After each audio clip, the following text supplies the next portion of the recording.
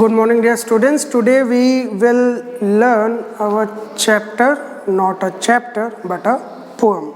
Okay. The title of the poem is Rain on the Roof. Rain on the Roof. बहुत ही simple सी poem है. इस पे आपको बहुत ज़्यादा कुछ दिमाग लगाने की ज़रूरत नहीं है. जैसा लिखा हुआ है वैसा इसका मीनिंग है. Okay.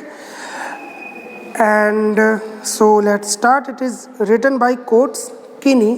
और वो अपने हॉस्टल के रूम में बैठकर रेनी सीजन में रेन की आवाज़ को सुनकर ये पोएम लिखते हैं.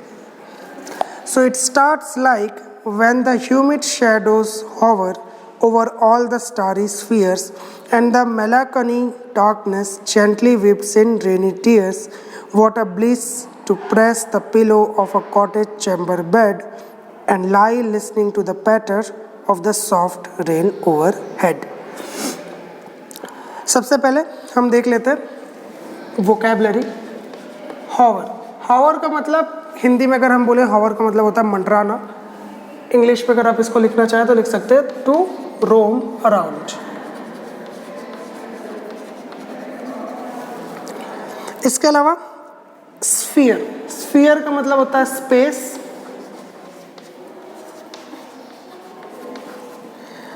इसके अलावा मेलांकनी.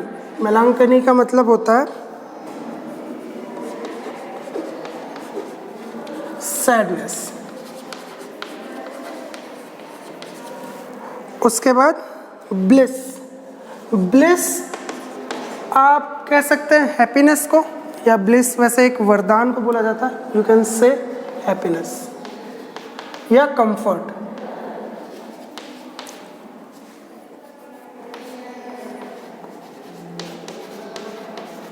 ओके. सो मीनिंग देखते हैं. When humid shadows hover. Humid का क्या मतलब होता है? जिसमें बहुत मॉइस्चर होता है. ह्यूमिड शैडोज किसको बोला जा रहा है? काले बादलों को बोला जा रहा है, क्योंकि वो बिल्कुल काले होते हैं जैसे कि एक शैडो दिखता है और उसमें बहुत ज़्यादा ह्यूमिडिटी होती है. और होवर का मतलब मंडराना. तो जब काले बादल मंडराते हैं. और all the starry sphere. Starry मतलब बहुत ही ब्राइट. स्फीयर का मतलब स्पेस. यहाँ पर उसका मतलब है आकाश, आसमान. And the melancholy darkness gently weeps in rainy tears. तो यहाँ पर पर्सोनिफिकेशन करते हुए कहा गया है कि मेलांकनी डार्कनेस, जो डार्कनेस होती है बहुत ही सैड होती है ना. हमेशा डार्कनेस जो है सैडनेस का एक मेटाफॉर होता है. और रेन जो है वो टीयर्स के जैसे बहने लगती है. मेटाफॉर का मतलब होता है कि आप जब एक चीज़ को दूसरे से कंपेयर करते हैं, जिसको हम हिंदी में उपमा अलंकार कहते हैं, उसको हम इंग्लिश में मेटाफोर बोलते हैं. जैसे कि मैंने एक मेटाफोर दिया अभी इस वाले में कि shadows.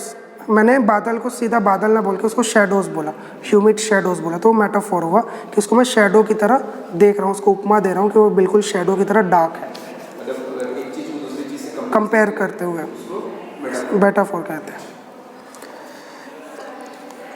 Okay. So gently weeps in rainy tears. Weeps का क्या मतलब होता है? Cry.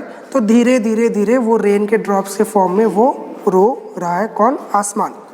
What a bliss to press the pillow of a cottage chamber bed and lie listening to the patter of the soft rain overhead.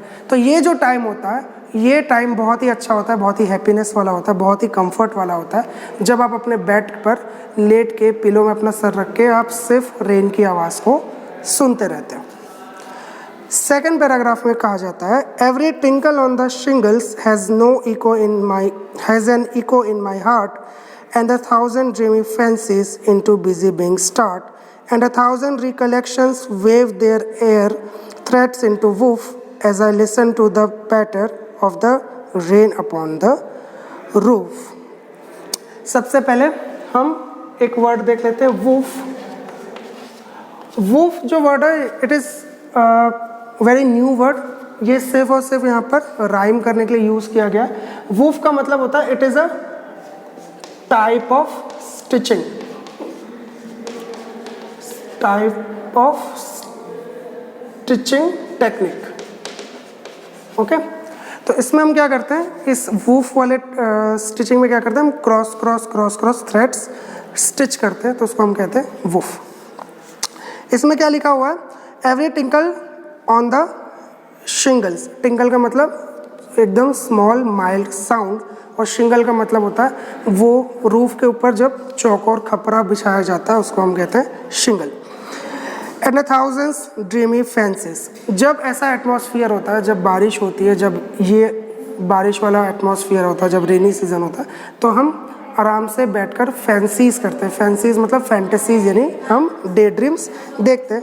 Into busy being start and 1000 recollections weave their threads into roof. 1 minute आप hold करेंगे। Sorry for the interruption. So क्या होता है, जब wind चलती है तो wind को पोएट कह रहे हैं कि जब वो विंड चल रही है धीरे धीरे धीरे, तो वो बिल्कुल वुफ की तरह मेरे हार्ट में जो फैंसीज है, जो ड्रीम्स है, उसको धीरे धीरे धीरे स्टिच कर रही है मेरे हार्ट के अंदर। जैसे एक जो थ्रेड है वो स्टिच करता है कपड़े को, वैसा ये विंड जब चल रही है तो एक थ्रेड की तरह मेरे हार्ट में ये डे ड्रीम्स जो है वो स्टिच कर रही है। As I listen to the patter on the rain upon the roof, ये कब हो रहा है, ये ड्रीम्स का, ये फैंसीज का, ये मेमोरीज का जो स्टिचिंग है उनके हार्ट में कब हो रहा है, वो तब हो रहा है जब वो रेन की आवाज़ को छत पर सुनते हैं। In last paragraph, poet says, now in memory comes my mother as she used in years agone to regard the darling dreamers ere she left them till the dawn. Oh, I feel her fond look on me as I listen to the refrain which is played upon the shingles by the patter of the rain. तो ये जो rain है वो कौन सी memory लेके आ रही है poet के मन में, वो उनकी मदर की मेमोरी लेकर आ रही है। उनकी मदर की मेमोरी कैसे लेके आ रही है, वो याद करते हैं कि जब अभी उनकी मदर अब इस दुनिया में नहीं है, तो जब वो थी, जब बचपन में ऐसे ही बारिश हो रही होती थी, तो बारिश के मौसम में जब ऐसे ही ड्रीम्स में वो खोए हुए होते थे, जब वो सोए हुए होते थे, तो उनकी मदर उनको उठाते नहीं थी और उनको उन ड्रीम्स की दुनिया में बिल्कुल आराम से जीने देती थी। और वही ड्रीम्स जो है वो आज जागते हुए अपनी मदर को याद करते हुए वो देख रहे हैं। तो यही रेन उस टाइम होती थी जब उनकी मदर होती थी, और यही rain, same sound, same atmosphere जो है वो अभी उनको मिल रहा है। तो ये जो पूरा एटमॉस्फेयर है उनको उनकी मदर की याद दिलाती है। यहाँ पर एक वोकेबलरी यूज हुई है ईयर, या इसको एर या एरे, जैसा आप प्रोनाउंस करना चाहे। इसका मतलब होता है बिफोर, ठीक है, बिफोर। और ये सारी जो मदर्स की मेमोरी है कब आ रही है, जब वो सुन रहे हैं which is played upon the shingles, ये जो है एज अ म्यूजिक शिंगल्स के ऊपर, यानी चौकोर जो खपरे होते हैं उनके ऊपर बारिश की बूंदों के गिरने से ये मेमोरीज जो है वो प्ले होते जा रही है। तो बहुत ही सिंपल सी और बहुत ही ब्यूटीफुल पोएम है ऑन द रेन। सो यहाँ पर ये ख़त्म होता है। आपको सिर्फ यहाँ पर 2 लिटरेरी डिवाइसेस के बारे में देखना है, एक पर्सोनिफिकेशन और एक मेटाफोर। ओके, पर्सोनिफिकेशन कैसे, जैसे बादल को या रेन को यहाँ पर ये बोला गया है कि वो शेडोज़ की तरह दिख रहे हैं, वो हॉवर कर रहे हैं, यानी कि घूम रहे हैं, मंडरा रहे हैं, जैसे एक इंसान इधर उधर घूमता है। इसके अलावा जो रेन है वो प्रोवोक कर रहा है कि कैसे ड्रीम्स को देखा जाए। तो यहाँ पर 2 लिटरेरी डिवाइसेस का यूज़ हुआ है। जब हम इसको रिवाइज लेक्चर में देखेंगे तो बहुत ही डिटेल में और लिटरेरी डिवाइसेस को देखेंगे, और अभी यहाँ पर एंड करते हैं। So I hope you understood the poem and please write the vocabulary behind me. Thank you for listening to me. Have a very nice day. Take care of your self.